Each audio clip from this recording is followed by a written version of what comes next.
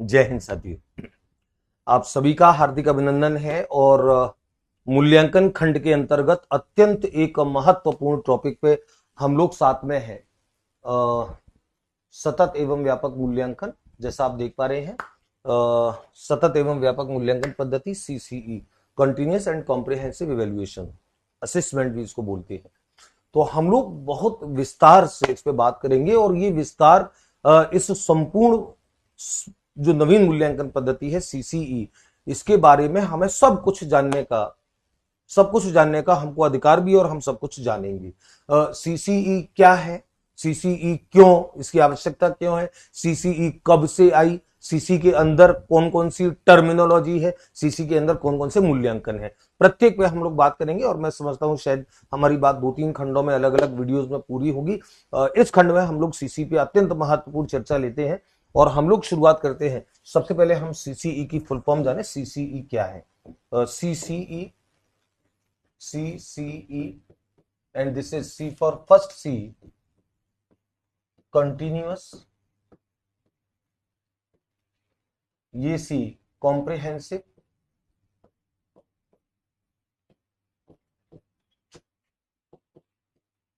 और E for evaluation, evaluation। और कुछ जगह आप जब इसको देखते हो तो CCE/A करके भी लिखा रहता है, मीन्स /A असेसमेंट।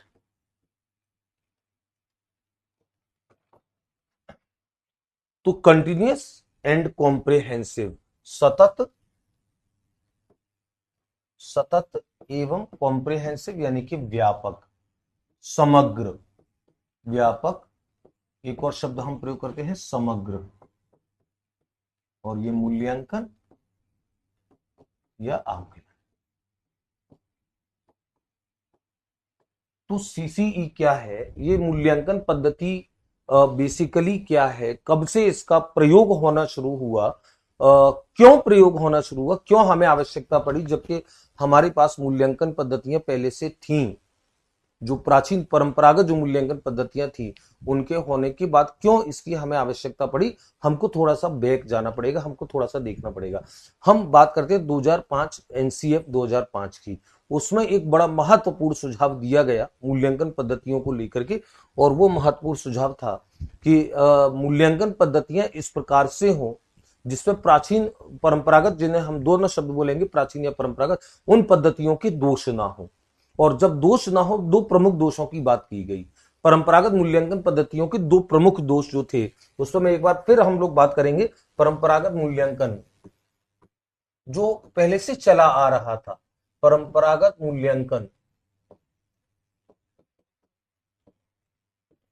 पद्धति के, और जिन दो दोषों को, दो प्रमुख दोष, और इन दो प्रमुख दोषों को दूर करने के लिए सीसी पद्धति अस्तित्व में आई। और वो दो प्रमुख दोष कौन से थे, एक बार ध्यान से देखेंगे। सबसे पहला जो दोष था वो ये था कि वे सावधिक होती थी, सावधिक यानी कि पीरियोडिक होती थी।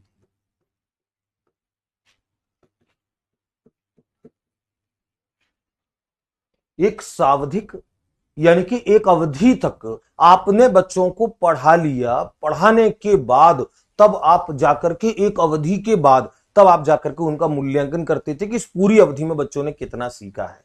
उदाहरण ऐसे समझिए, हम लोग जिस परंपरागत पद्धति से, मूल्यांकन पद्धति से गुजर करके आए हैं, आप उसके बारे में थोड़ा सा विचार करो। हमारा 1 जुलाई को सत्र प्रारंभ होता था। उस 1 जुलाई से लेकर के हम लगभग 2 माह, पूरी जुलाई और लगभग पूरा अगस्त, जाकर के 2 माह तक हम पढ़ते हैं। और पढ़ने के बाद अगस्त के लास्ट में लगभग 24-25 अगस्त के आसपास हमारा प्रथम टेस्ट होता है। इस प्रथम टेस्ट में 1 जुलाई से लेकर के 25 अगस्त तक की लगभग पौने 2 माह की अवधि तक अध्यापक पढ़ाते पौने 2 माह तक, जब 25 अगस्त को जाकर के टेस्ट लेता है, तब उसे पता लगता है कि उसने जो जुलाई के बिल्कुल प्रारंभ में पढ़ाया, जुलाई के मिड में पढ़ाया, अभी बच्चे को वही नहीं आता है। इस बात का पता उसे अगस्त के बाद लग रहा है। सावधिक का मतलब एक अवधि तक पढ़ाने के बाद तब जाकर के मूल्यांकन। ये एक बड़ा प्रमुख दोष था, क्योंकि एनसीएफ 2005 ने इसको इंगित किया कि एक अवधि तक पढ़ाने के बाद जाकर के मूल्यांकन क्यों करते हो, उस अवधि के अंदर पढ़ाने के साथ साथ करो, लगातार करो, ताकि हमको ये पता तो लगे कि बच्चा प्रॉपर सीख रहा है कि नहीं सीख रहा है। इस मूल्यांकन पद्धति के अंदर सबसे पहला जो दोष था परंपरागत सावधिक, यानी कि एक निश्चित अवधि तक, एक निश्चित अवधि तक पढ़ाने के बाद मूल्यांकन करना, ये सावधिक, ये एक दोष था, ये पहला दोष था। और दूसरा दोष था, जो दूसरा प्रमुख दोष था परंपरागत पद्धति का, कि केवल संज्ञानात्मक पक्ष, केवल संज्ञानात्मक पक्ष की जांच करना।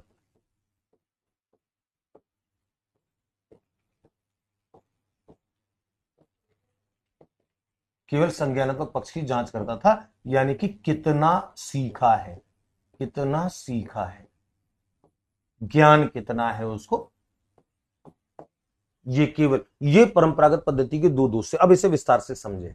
परंपरागत पद्धति में हमने जैसे कहा कि एक तो सावधिक, एक अवधि तक पढ़ाने के बाद फिर आप 1.5 माह, 2 माह, 3 माह या जितना भी 6 माह पढ़ाने के बाद फिर आप एक परीक्षा ले रहे हो और इस बात को आप जानने का प्रयास कर रहे हो कि इस पूरी अवधि में हमने बच्चों को जो पढ़ाया है, बच्चे ने कितना इस पूरी अवधि में सीखा है। ये जांच आप कुछ समय अवधि के बाद कर रहे हो, लगातार नहीं कर रहे हो, पढ़ने पढ़ाने की प्रक्रिया के दौरान नहीं कर रहे हो, शिक्षण अधिगम प्रक्रिया के साथ साथ नहीं कर रहे हो। तो पहला दोष। दूसरा दोष क्या था कि केवल संज्ञानात्मक पक्ष का, केवल ये पता करती हैं वो परीक्षाएं, परंपरा मूल्यांकन पद्धतियां, कि बच्चे को कितना आता है, बच्चे को कितना ज्ञान है, बच्चे ने कितना ज्ञान प्राप्त कर लिया है। और इसीलिए आपको देखो हमारी जो उपलब्धियां जो थी वो मार्कशीट के माध्यम से प्रदर्शित होती थी। आपकी 6वीं की, 7वीं की, 8वीं, 9वीं, 10वीं, ये सब मार्कशीट थी। मार्कशीट मतलब शीट ऑफ मार्क्स ओनली, केवल मार्क्स। हिंदी में इतना आता है, हिंदी में मान लीजिए 72 नंबर है, मतलब 72% दक्षता आती है, अंग्रेजी में इतने, गणित में इतने, विज्ञान में इतने, सामाजिक में इतने। तो केवल और केवल ज्ञान की, लेकिन उसके अलावा अन्य कोई गुण है, मेरे अंदर गाने का गुण बहुत अच्छा है, मेरे अंदर अनुशासनात्मक प्रवृत्ति बहुत अच्छी है, नैतिक चारित्रिक रूप से मैं बहुत अच्छा हूं, खेलने में बहुत अच्छा हूं, अन्य को करिकुलर एक्टिविटीज में बहुत ज्यादा, अन्य गतिविधियों में मैं बहुत ज्यादा शानदार हूं, उसका कोई उल्लेख ही नहीं है। केवल सीखने सिखाने का उल्लेख है कि इस बच्चे को इतना आता है। तो दो प्रमुख दोष जिनकी मैं बात कर रहा हूं, सावधिक होती थी, केवल संज्ञानात्मक पक्ष की जांच करती थी, और इन्हीं दोनों को दूर करते हुए एनसीएफ ने कहा, इस दोष को दूर किया कि ये कहा कि नहीं, सावधि, एक अवधि के बाद मत करो, लगातार करो, शिक्षण अधिगम प्रक्रिया के दौरान करो। परीक्षणों की आवृत्ति बढ़ेगी, परीक्षणों की आवृत्ति नियमित होगी, बच्चों के अधिगम अंतरालों का, लर्निंग गैप्स का साथ साथ पता चलेगा, फिर उन लर्निंग गैप्स का पता करके उनके सुधारात्मक उपाय भी साथ साथ किए जाएंगे। इसलिए इस दोष को दूर करने के लिए शब्द लाइक कॉन्टिन्यूअस और कॉम्प्रिहेंसिव, व्यापक, केवल संज्ञानात्मक पक्ष की, केवल सीखने सिखाने की प्रक्रिया की जांच क्यों हो, उसके अलावा भी बच्चे के अंदर बहुत सारे गुण होते हैं, बहुत सारे गुण हो सकते हैं, उनकी जांच हो, उनका भी तो पता लगे। बच्चे के अंदर अनुशासनात्मक, नैतिक, चारित्रिक गुण कैसे हैं, उसके अंदर को करिकुलर एक्टिविटीज में वो कितना दक्ष है, कितना पारंगत है, ऐसी अनेक सारी जो चीजें हैं वो उसका भी पता कर, उसका भी मूल्यांकन किया जाए, वो भी तो बच्चे के अंदर विद्यमान, उनका कोई स्कोप ही नहीं था परंपरागत पद्धति में। और इन्हीं दोषों को, इन दोनों दोषों को दूर करने के लिए, इन्हीं दोषों को दूर करने के लिए, इन्हीं दोषों को दूर करने के लिए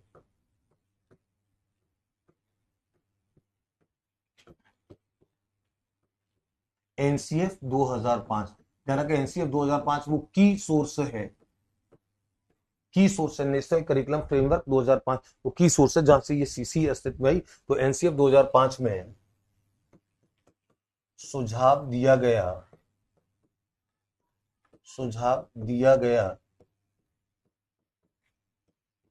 कि मूल्यांकन एक अवधि तक, एक अवधि तक शिक्षण अधिगम प्रक्रिया,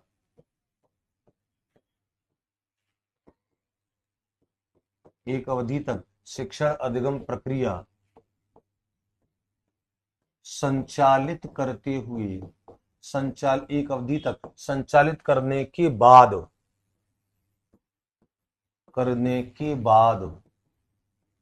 न लेकर न लेकर शिक्षण अधिगम प्रक्रिया के साथ साथ किया जाए। शिक्षण अधिगम प्रक्रिया के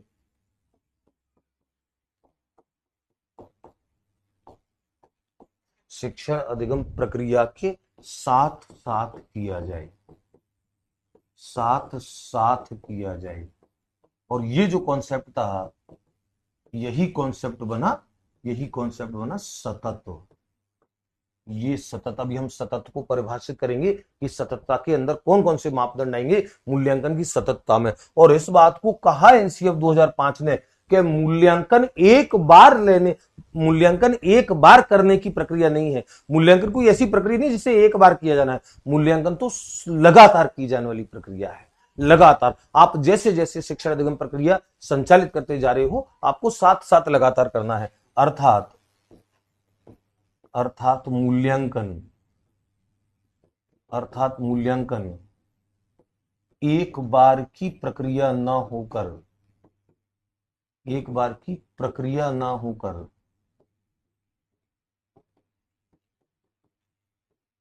निरंतर चलने वाली प्रक्रिया है। निरंतर चलने वाली प्रक्रिया है।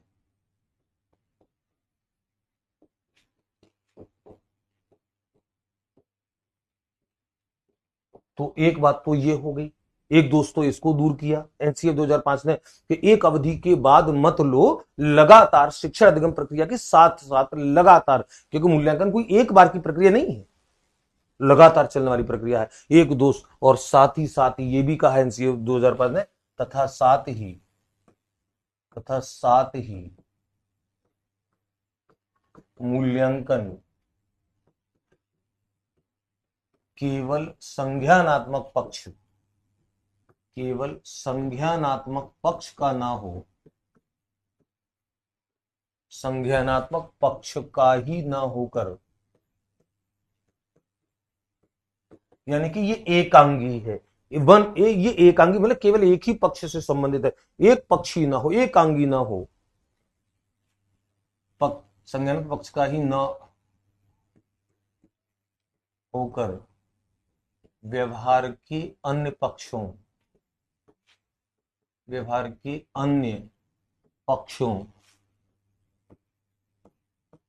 और कौन कौन से अन्य पक्ष, कौन से भावात्मक तथा क्रियात्मक का भी है।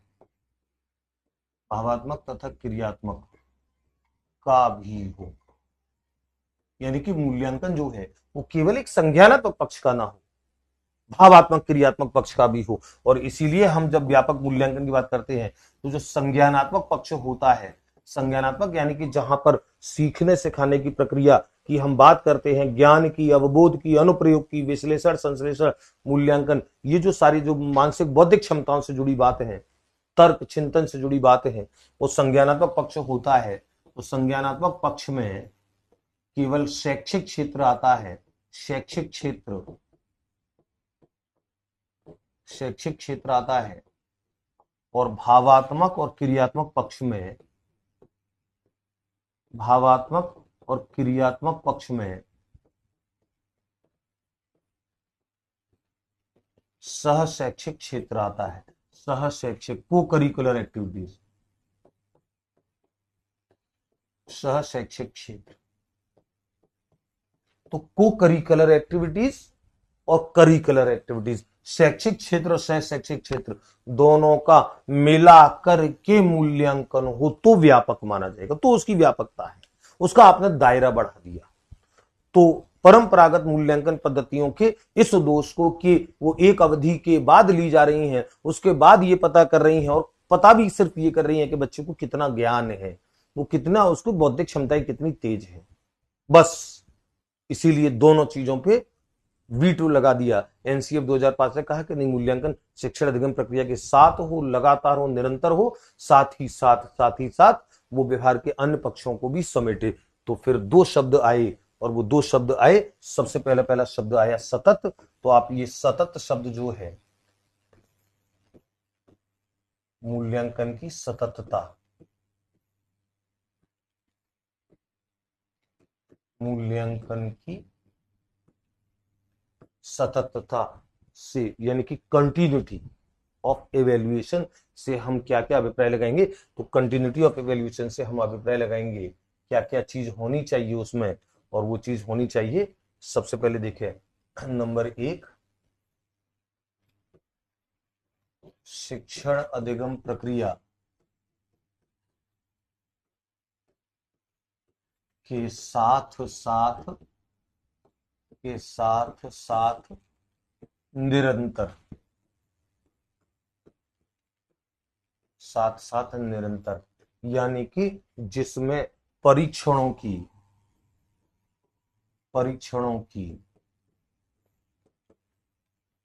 आवृत्ति हो, यानी कि फ्रीक्वेंटली लिए जाएं, परीक्षणों की नियमितता हो, एक नियमित अंतराल पर लिए जाएं, परीक्षणों की नियमितता हो,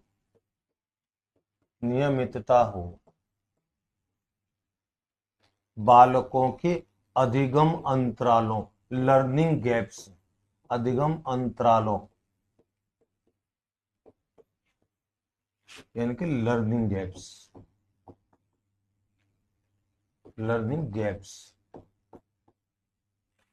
का पता करना यानी कि डायग्नोसिस करना, पता लगे। जब हम परीक्षण नियमित लेंगे, निरंतर लेंगे, लगातार लेंगे, तो अधिगम अंतरालों का पता लगेगा, निदान होगा, डायग्नोसिस होगा। और जब अधिगम अंतरालों का पता लगेगा तो फिर आप उसके लिए सुधारात्मक उपायों का प्रयोग करोगे। सुधारात्मक, इसको हम निदान कहेंगे, डायग्नोसिस कहेंगे, निदान। और सुधारात्मक उपायों का प्रयोग, इसको हम बोलेंगे उपचार। पता लगे कि बच्चे के अंदर कहां कहां सीखने में कमियां चली है। ये निरंतर चलेगा तो पता लगेगा, एक अवधि के बाद करेंगे तो पता नहीं लग सकता है। तो सुधारात्मक उपायों का प्रयोग ये भी निरंतरता में शामिल होता है, उपायों का प्रयोग। और साथ ही साथ स्वमूल्यांकन और पुनः परीक्षा। स्वमूल्यांकन यानी कि सेल्फ असेसमेंट भी शामिल हो, बच्चा लगातार करे तो खुद का भी स्वमूल्यांकन भी, तथा पुनः परीक्षण।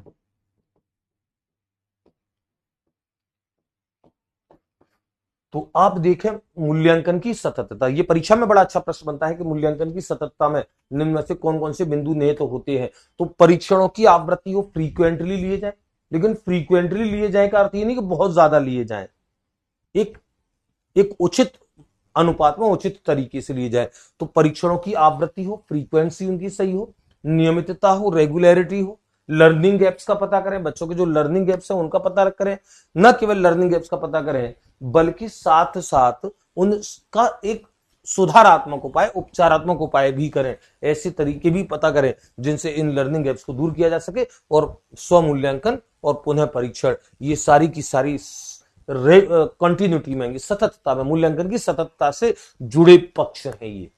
ये मूल्यांकन की सततता को प्रदर्शित करने वाले बिंदु है। अगर ये सब करते हुए मूल्यांकन हो रहा है, यानी कि मूल्यांकन की जो अवधि है वो फ्रीक्वेंटली है, आप फ्रीक्वेंटली बच्चों को एसेस कर रहे हो, साथ ही साथ एक रेगुलर तरीके से, नियमित तरीके से कर रहे हो, बच्चों के लर्निंग गैप्स का पता कर रहे हो, उनका साथ ही साथ सुधारात्मक उपाय कर रहे हो, बच्चों को स्व मूल्यांकन के भी अवसर दे रहे हैं, पुनः परीक्षा भी आप कर रहे हैं, इसका मतलब मूल्यांकन की सततता को जस्टिफाई कर रहे हैं, मूल्यांकन की सततता। और मूल्यांकन की व्यापकता, व्यापकता में क्या क्या चीज आएगी? और ये प्रश्न तो परीक्षा में अभी रिसेंटली आया था कि मूल्यांकन की व्यापकता से क्या अभिप्राय है। मूल्यांकन की व्यापकता, इसमें क्या क्या कॉम्प्रिहेंसिव कब बनेगा मूल्यांकन, इसमें कौन कौन से बिंदु जुड़ेंगे? मूल्यांकन की व्यापकता तो क्या क्या हो मूल्यांकन व्यापकता में? सबसे पहले शैक्षिक और सह शैक्षिक क्षेत्र, शैक्षिक प्लस सह शैक्षिक क्षेत्र,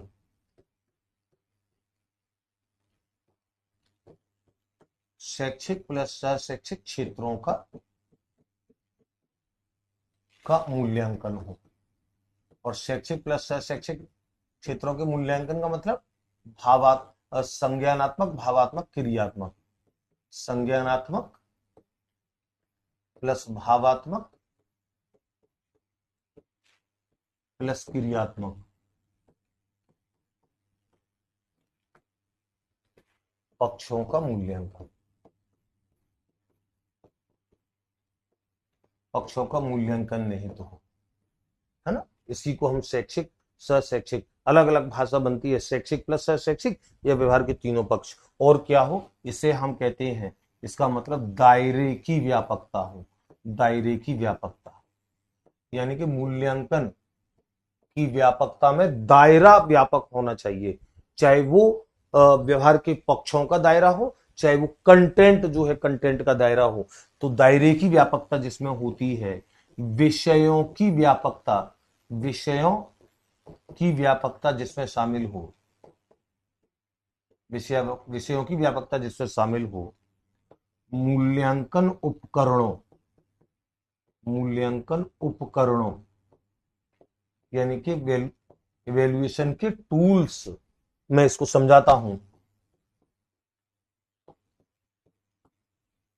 टूल्स की व्यापकता ये भी शामिल हो। यानी कि मूल्यांकन की व्यापकता जब हम कहेंगे तो दायरे की व्यापकता, विषयों की व्यापकता और टूल्स की व्यापकता, मूल्यांकन उपकरणों की व्यापकता। मूल्यांकन उपकरणों की व्यापकता से क्या अर्थ है, आप मूल्यांकन बच्चों का लेते हो, केवल लिखित लिखित परीक्षा से मूल्यांकन लिए जा रहे हैं या केवल मौखिक मौखिक किए जा रहे हैं, नहीं। आपके जो मूल्यांकन के टूल्स हैं उसमें कई प्रकार के तरीके आप प्रयोग लें। आपके उन तरीकों में क्रियात्मक कार्य हो सकता है, लिखित कार्य हो सकता है, मौखिक कार्य हो सकता है। बच्चों को आप कोई प्रोजेक्ट दे करके सामूहिक गतिविधि करा सकते हैं, अकेले कोई गतिविधि करा सकते हैं, एकल गतिविधि करा सकते हैं, सामूहिक गतिविधि करा सकते हैं।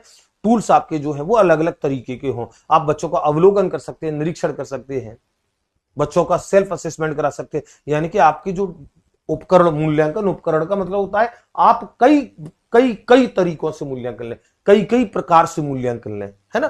तो मूल्यांकन उपकरण यानी कि कई तरीकों से, कई तरीकों से मूल्यांकन करना। उपकरण का मतलब होता है कई तरीकों से मूल्यांकन, आप कई तरीकों से मूल्यांकन करते हैं, ये मूल्यांकन की व्यापकता। तो मूल्यांकन की सततता और मूल्यांकन की व्यापकता में कौन कौन से बिंदु होंगे ये आपको विशेष तौर पे ध्यान रखना है। मूल्यांकन की सततता जिसमें परीक्षणों की आवृत्ति होगी, फ्रीक्वेंटली लिए जाएंगे, परीक्षणों की नियमितता होगी, अधिगम अंतरालों का बच्चों का पता करेंगे, फिर उनके सुधारात्मक उपाय भी हम लागू करेंगे और फिर बच्चों के स्वमूल्यांकन और पुनः परीक्षा के भी अवसर उपलब्ध कराएंगे। तो मूल्यांकन सतत है। और जब मूल्यांकन शैक्षिक और सशैक्षिक दोनों तरीके से दोनों पक्षों का किया जाए, यानी कि संज्ञानात्मक के साथ साथ भावात्मक, क्रियात्मक, इन दो और संज्ञानात्मक, भावात्मक, क्रियात्मक व्यवहार के तीनों पक्षों का किया जाए, यानी कि दायरा व्यापक हो, विषय व्यापक हो, मूल्यांकन के तरीके, टूल्स व्यापक हो, ये मूल्यांकन की व्यापकता के अंतर्गत आता है। तो हमने जैसे कहा कि सीसीई क्या है, सीसीई क्यों, तो सीसीई क्यों का जवाब ये है कि हमारी जो परंपरागत मूल्यांकन पद्धति है उसमें ये कमी जो थी, उस कमी को दूर करने के लिए एक नई पद्धति एनसीएफ 2005 ने सुझाई और आरटी 2009 में भी उसको कहा गया कि इसको लागू किया जाए। आरटी 2009 में सतत एवं व्यापक मूल्यांकन एनसीएफ 2005 के उसको अनिवार्य किया गया और परिणाम यह हुआ कि फिर भारत में सीसीई मूल्यांकन पद्धति का प्रारंभ हुआ। और ये प्रारंभ कब हुआ इस पे हम लोग बात करेंगे, राजस्थान में कब प्रारंभ हुआ इस पे हम लोग बात करेंगे। सीसीई कब, सीसीई कब, तो सीसीई क्या है और सीसीई क्यों, इसके बारे में हमने बात की। सीसीई क्या है, जैसे मूल्यांकन सतत होगा, सततता में ये शर्तें होंगी, मूल्यांकन व्यापक होगा, व्यापकता में ये शर्तें होंगी। सीसीई कब, और हम जब कब की बात करते हैं तो भारत में सर्वप्रथम, भारत में सर्वप्रथम सीबीएसई ने, सीबीएसई ने सितंबर 2009 में, सितंबर 2009, सितंबर 2009 में एक परिपत्र संख्या, परिपत्र संख्या 40/29 सितंबर 2009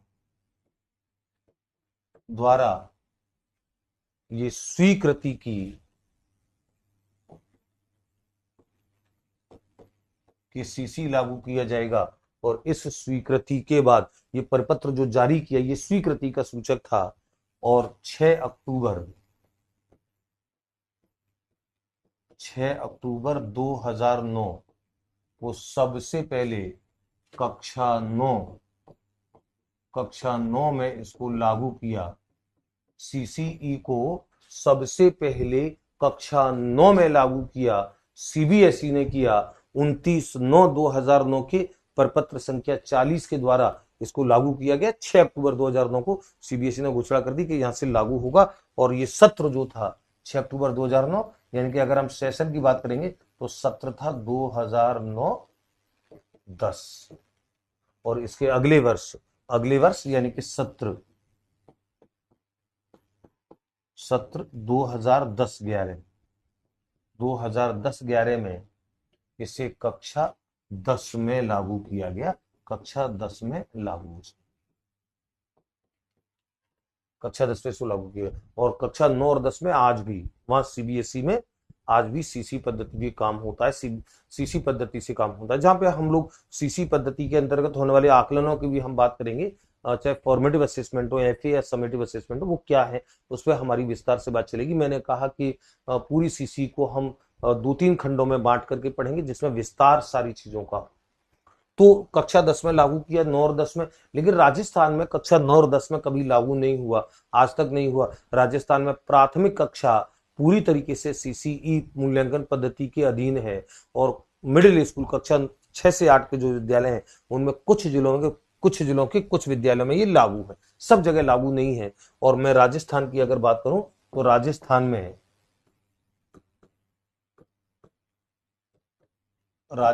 में सीसीई की लागू होने की स्थिति क्या है, इसको भी आप देख लें। राजस्थान में सबसे पहले सत्र 2010-11 मतलब वहां पे सीबीएसई में 2009-10 में लागू कर दिया। इसके एक साल बाद, जिस समय यहाँ पे कक्षा 10 में लागू हुआ, राजस्थान ने पहली बार सीसीई को एक्सेप्ट किया। और पायलट प्रोजेक्ट यानी कि जहां परीक्षण किया जाता है, पायलट प्रोजेक्ट के तौर पे लागू किया सीसीई लागू की सबसे पहले। और सीसीई लागू करने के लिए पायलट प्रोजेक्ट में कुल 60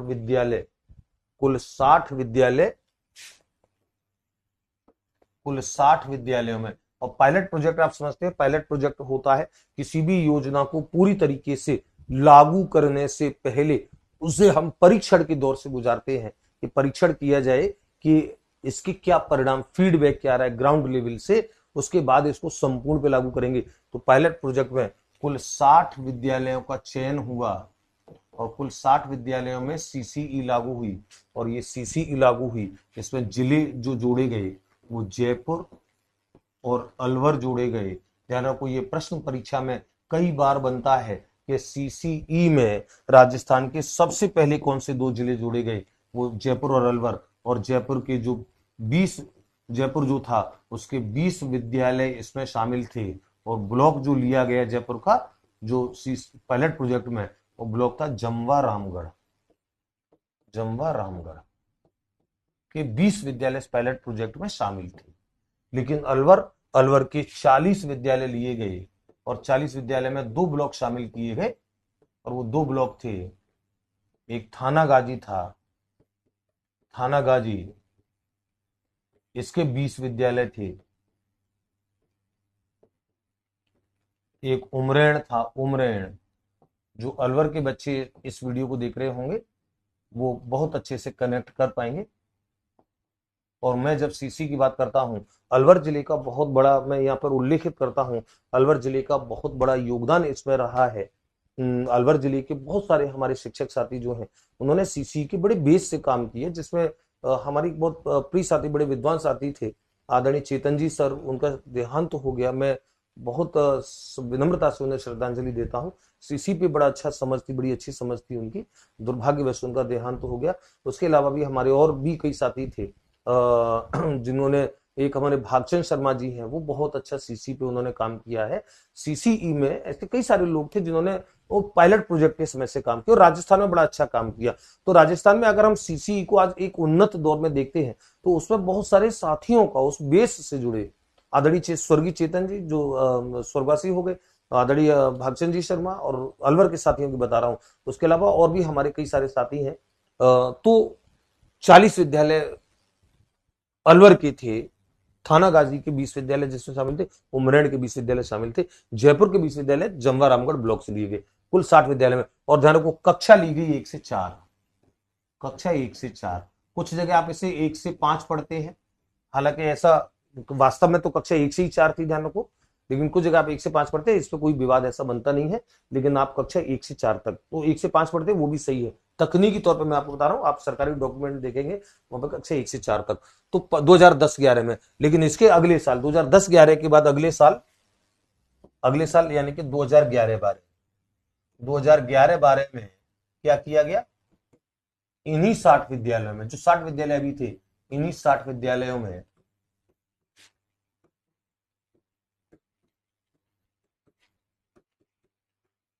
कक्षा 5 से 8 तक लागू, नए विद्यालय नहीं जोड़े गए, इन्हीं विद्यालय में लागू किया गया। इसके बाद इसका विस्तार, पायलट प्रोजेक्ट फीडबैक ले रहे हैं। 2 सत्र में हमने 60 स्कूलों में काम किया। अगले सत्र में यानी कि 2012-13 में इसका विस्तार किया गया, और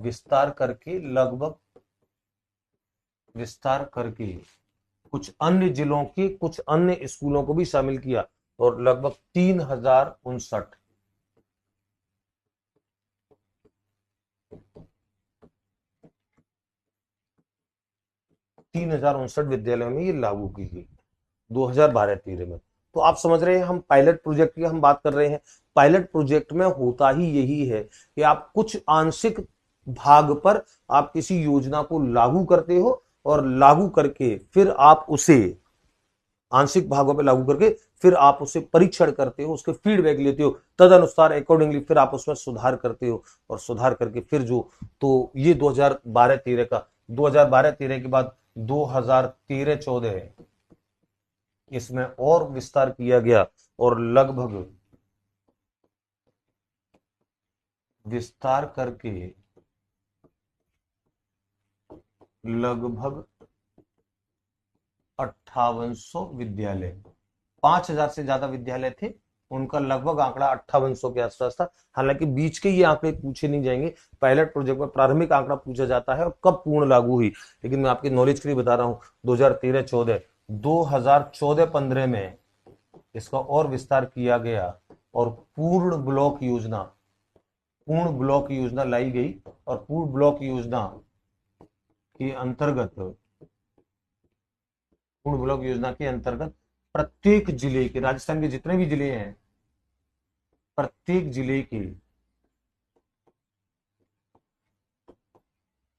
के 2 ब्लॉक, यानी कि ब्लॉक मतलब पंचायत समिति, शिक्षा विभाग में उसको ब्लॉक बोलते हैं, 2 ब्लॉक पूर्ण सीसी किए गए। प्रत्येक जिले के 2 ब्लॉक पूर्ण सीसी किए गए, लगभग 20,000 विद्यालय इसके दायरे में आए, लगभग 20,000 विद्यालय पूर्ण ब्लॉक योजना में। यानी कि प्रत्येक जिले के 2-2 ब्लॉक हो, एक जिले में जनरली 5-6-7 ब्लॉक होते हैं। कई बड़े जिले हैं, जैसे उदयपुर जिले हैं, इसमें 20 ब्लॉक है। जयपुर जिला है, उसमें शायद 25 से ज्यादा ब्लॉक है, अलग अलग जिलों में। और कई जिले ऐसे जहाँ छोटे 5-5, 6-6 ब्लॉक है, कई जगह 10-10, 12-12 है। तो एक जिले के 2-2 ब्लॉकों का चयन किया गया। बच्चों ने मुझे ऑफलाइन क्लास में पूछा था, सर ये जो 2 ब्लॉक चयन किए गए, ये कौन से ब्लॉक थे, किस आधार पर चयन किया गया? तो जहां पे छात्र शिक्षक अनुपात प्रॉपर था, क्योंकि सीसी में एक शर्त है कि छात्र शिक्षक अनुपात शिक्षक प्रॉपर हो तो लागू होती है। तो लगभग 20,000 विद्यालयों में ये लागू किया गया 2014-15 में, और 2015-16 में, 2015-16 में संपूर्ण राजस्थान के आदर्श स्कूलों में, संपूर्ण राजस्थान के आदर्श विद्यालयों में लागू की गई। आदर्श विद्यालयों में कक्षा 1 से 5 तक, कक्षा 1 से 5। तो सबको कक्षा तो 2015-16 वो वर्ष था जब पूरे राजस्थान में, लेकिन आदर्श स्कूलों में, और इसके अगले सत्र में 2016 सत्र में जितने भी बचे कुछ स्कूल थे सबको सीसी से, यानी कि फिर कोई स्कूल बचा नहीं। तो प्रश्न जनरली पायलट प्रोजेक्ट से लेकर के आता है कि पायलट प्रोजेक्ट में राजस्थान में कब कौन से सत्र में सबसे पहले लागू की गई। 2010-11 में लागू की गई। 60 स्कूल जोड़े गए। 2 जिले जयपुर और अलवर शामिल थे। जयपुर अलवर जिले के 20 विद्यालय जयपुर के, 40 विद्यालय अलवर के थे। कौन कौन से ब्लॉक थे ये आपको ध्यान रखना है। और उसके बाद संपूर्ण राजस्थान में कब लागू की गई, संपूर्ण राजस्थान में 2015-16 में, लेकिन आदर्श स्कूलों में। और ये प्रश्न जो है पूरे राजस्थान के संदर्भ में जब भी आता है तो आदर्श स्कूलों के सन कोई 2015-16 की हम लेते हैं जब संपूर्ण राजस्थान में लिया गया। तो कुछ बच्चे 2016-17 को कुछ पुस्तकों में देख लिए, मैंने कहा था कि नहीं, संपूर्ण राजस्थान में लागू करने का अर्थ ये है कि 2015-16 जहां पे ये निर्णय लिया गया था पूर्ण ब्लॉक योजना के अगले वर्ष कि अब संपूर्ण राजस्थान में लागू करेंगे, तो 2015-16 इसका सही उत्तर है। तो ये राजस्थान में और वहां पे सीसीई लागू करने की स्थिति है। सबसे पहले सीबीएसई ने 2009 में कक्षा 9 से लागू किया। इसके अंतर्गत जो आकलन होते हैं, सीसीई के अंतर्गत जो आकलन होते हैं, अब उसमें हम लोग बात करें क्योंकि फिर उसके बाद इन आकलनों के विस्तार में हमको जाना है। सीसीई पद्धति में आकलन जो होते हैं वो आकलन 2 प्रकार के आकलन होते हैं। एक तो FA फॉर्मेटिव असेसमेंट,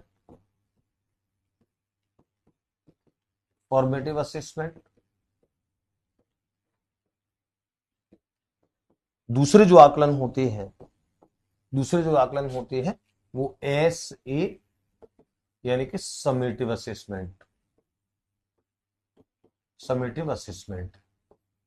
पृथक से इनका एक खंड तो हम पढ़ेंगे, समेटिव असेसमेंट, हिंदी में योगात्मक आकलन,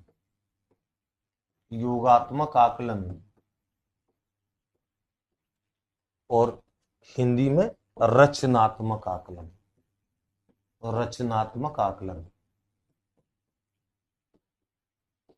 ये 2 प्रकार के आकलन होते हैं सीसी पद्धति में प्रमुख तौर पर। और ये जो है इनके बारे में मैंने कहा कि विस्तार से पृथक से एक वीडियो में हम लोग चर्चा करेंगे, लेकिन यहां पर समझो कि रचनात्मक आकलन जो बालकों में रचना, क्रिएटिव, यानी कि बालकों में एक सुधार के लिए, फॉर्मेटिव है ना, क्रिएटिव नहीं फॉर्मेटिव, उनको फॉर्म करना है, सुधार करना है, उस उद्देश्य से लिए जाने वाले आकलन है। और ये ध्यान रखो, समेटिव का योगात्मक आकलन सीसीई प्रणाली में शिक्षण अधिगम प्रक्रिया के दौरान लगातार सुधार के दृष्टिकोण से उनके अंदर अधिगम अंतरालों को पहचानने और उसके बाद सुधारात्मक उपायों को लागू करने के दृष्टिकोण से जो आकलन दिए जाएंगे वो एफए होंगे, रचनात्मक आकलन होंगे। और ऐसे रचनात्मक आकलनों के आधार पर कुल मिलाकर के एक आकलन जो किया जाएगा वो योगात्मक आकलन, योगात्मक यानी कि जिसमें योग है। किसका योग है? इन्हीं एफए की ग्रेडिंग्स के आधार पर, एफए में परफॉर्मेंस के आधार पर फिर अंत में योगात्मक आकलन किया जाता है। इसे एफए और एसए में मैं आपको बाद में बताऊंगा। राजस्थान में और सीबीएसई में एफए एसए को लेकर के थोड़ी सी स्थिति भिन्न है। कितने एफए और कितने एसए राजस्थान में होते हैं, कितने एफए और कितने ऐसे सीबीएसई में होते हैं, इस स्थिति को और देखेंगे। एफए ऐसे को हम लोग पृथक से एक वीडियो में हम लोग विस्तार से जानेंगे।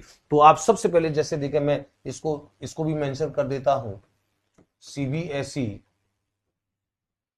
और राजस्थान, सीबीएसई और राजस्थान, और सीबीएसई और राजस्थान में देख लो वर्तमान में, क्योंकि ये प्रश्न बच्चे कई बार पूछते हैं, वर्तमान में है और शुरू में भी। सीबीएसई में तो पहले भी और अब भी। सीबीएसई में जो फॉर्मेटिव होते हैं, फॉर्मेटिव वो 2 होते हैं, फॉर्मेटिव 4 होते हैं, और समेटिव जो होते हैं, समेटिव होते हैं आपके 2। और कैसे होते हैं? FA1, FA2 और SA1 ये होता है। और उसके बाद FA3, FA4 और फिर समेटिव 2 ये होता है। और ध्यान रखो, प्रत्येक जो होता है प्रत्येक 6 माह की अवधि का होता है, प्रत्येक 6 माह का। 6 माह, कई जगह आपको 5 माह लिखा दिखेगा, 5 माह भी सही है, गर्मी की छुट्टियों को हटा दिया है। तो सीबीएसई में 2 समेटिव होते हैं, 2 योगात्मक आकलन होते हैं, 4 रचनात्मक आकलन होते हैं, प्रत्येक 6 माह या 5 माह भी लिखे सही है, वो होता है। और पहला फॉर्मेटिव, दूसरा फॉर्मेटिव, उसके बाद पहला समेटिव, यानी कि 2 फॉर्मेटिव के आधार पे एक समेटिव, फिर FA3 और FA4, उसके बाद दूसरा समेटिव। लेकिन राजस्थान में स्थिति अलग है। राजस्थान में 2018 तक समेटिव होते थे 4 और फॉर्मेटिव होते थे 8। ध्यान रखो, जितने समेटिव होते हैं उसके दुगने फॉर्मेटिव होते हैं, क्योंकि एक समेटिव में दो बार फॉर्मेटिव लिया जाता है। तो अगर 2 समेटिव हैं तो 4 फॉर्मेटिव, 4 समेटिव हैं तो 8। और वर्तमान में राजस्थान के वर्तमान में देख लो, वर्तमान में ऐसे जो हैं, ऐसे होते हैं 3 और फॉर्मेटिव होते हैं 6। और ये कैसे होते हैं? ये ऐसे होते हैं FA1, FA2, यानी कि पहला फॉर्मेटिव, दूसरा फॉर्मेटिव, उसके आधार पे पहला समेटिव, उसके बाद FA3, FA4, और उसके आधार पे दूसरा समेटिव SA2, और उसके बाद FA5 और FA6, यानी फॉर्मेटिव 5, फॉर्मेटिव 6, और उसके बाद SA3, ये होते हैं। और चूंकि 3 होते हैं पूरे वर्ष में, प्रत्येक की अवधि 3.5 माह की होती है। जहां पर CBSE में 5 या 6 माह, मतलब जनरली तो जो लिटरली उसको साल को बांटेंगे तो 6 माह में होती है फॉर्मेट। और अगर छुट्टियों को हटा देंगे तो 5 माह। इससे छुट्टियों को 1.5 माह की छुट्टियों को हटा देते हैं तो 10.5 माह बचते हैं, 3.5 माह के। पहले जब 4 होते थे तो 2.5 माह के होते थे राजस्थान में। और ये समेटिव और फॉर्मेटिव क्या है, इसमें मैंने जैसे कहा पृथक से वीडियो बना करके चर्चा करेंगे। तो CCE की आवश्यकता क्यों पड़ी, CCE क्या है, सततता का क्या अर्थ है, व्यापकता का क्या अर्थ है। एक बार स्लाइड से एक बार रिवीजन कर लेता हूं। सतत एवं व्यापक मूल्यांकन पद्धति की हम बात कर रहे हैं। ये कौन सा सिस्टम है, नया सिस्टम है CCE।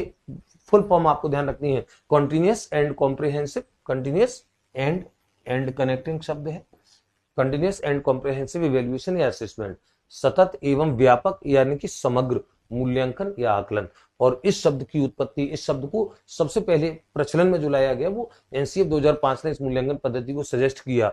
और सजेस्ट इसलिए किया कि परंपरागत मूल्यांकन पद्धति जो थी, हमारी प्राचीन मूल्यांकन पद्धति, उसमें 2 प्रमुख दोष हुआ करते थे। सबसे पहली वो एक अवधि के बाद, निश्चित अवधि के बाद पढ़ाने के बाद मूल्यांकन करती थी, तो ये पता ही नहीं लगता था कि उस पूरी अवधि में बच्चा कैसा सीख रहा है, कितना सीख रहा है, ढंग से सीख भी रहा है कि नहीं सीख रहा है, उसके लर्निंग गैप्स क्या है, ये दोष था।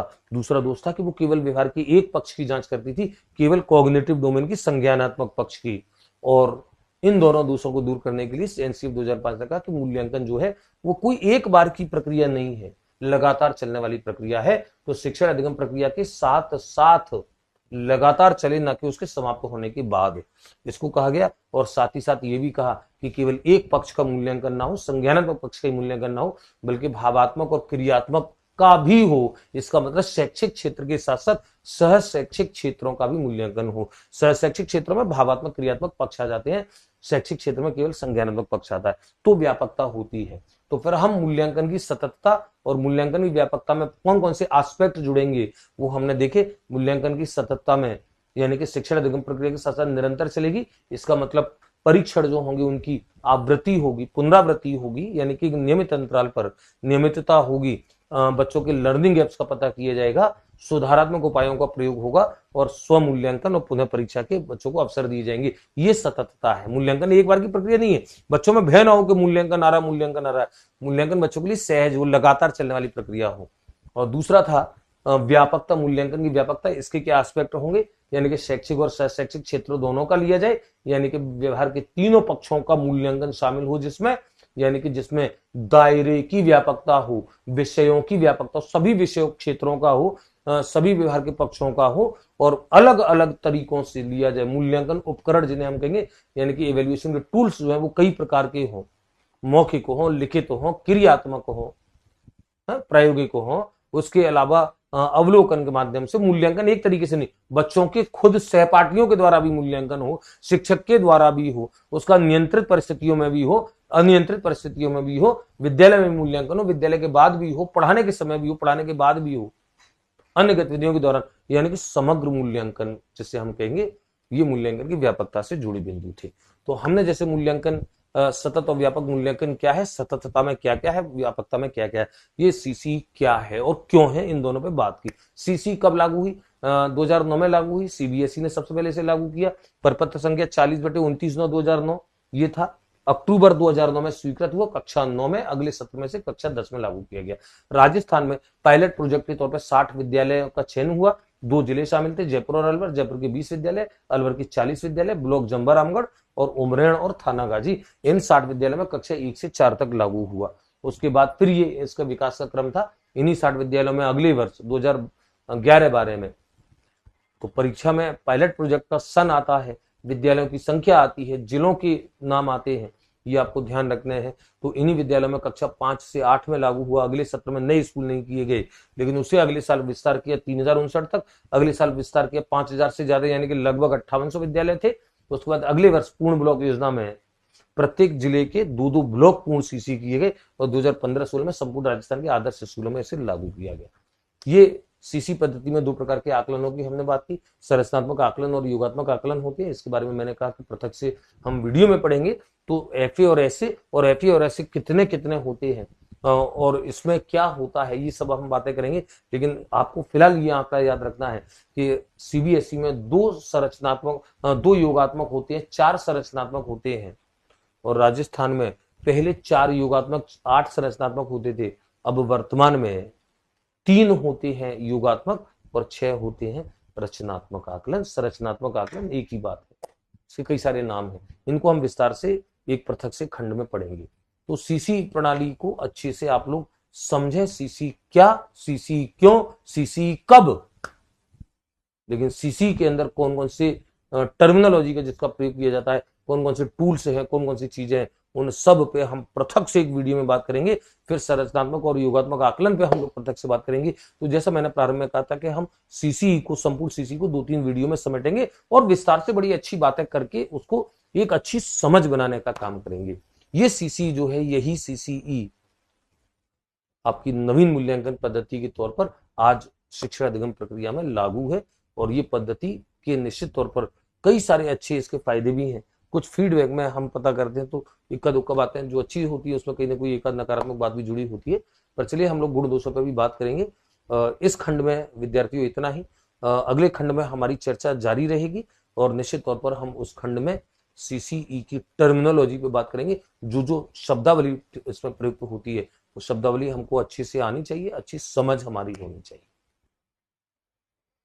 विस्तार दीजिए अपने ज्ञान को, विस्तार दीजिए अपनी समझ को। जब अच्छे से आप बात करते हो, अच्छे से समझते हो तो मजा आता है। तो फिर आपका एक अंडरस्टैंडिंग का जो बेस बनता है वो बेस आपको परीक्षा में फिर कुछ कठिन टाइप के प्रश्नों को हल करने में सबसे ज्यादा सहायक होता है।